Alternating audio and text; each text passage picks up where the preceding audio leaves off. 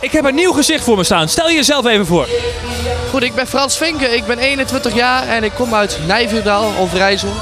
Ja, en je hebt een single opgenomen, hè? Ja, dat klopt. Vorig jaar is mijn single uitgekomen, Aan de Kust. Dat is op dit moment deze.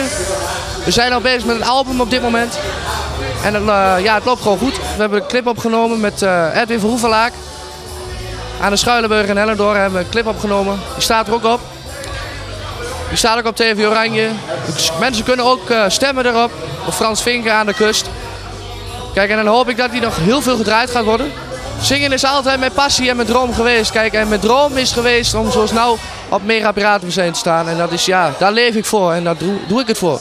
Het is een van mijn grote dromen, ja, om Mega Piratenmuseum te mogen staan. Om zoveel mensen te mogen genieten. Dat is gewoon, ja, voor mij meer dan mijn droom. En meer dan mijn passie en wat ik kan bereiken in mijn leven.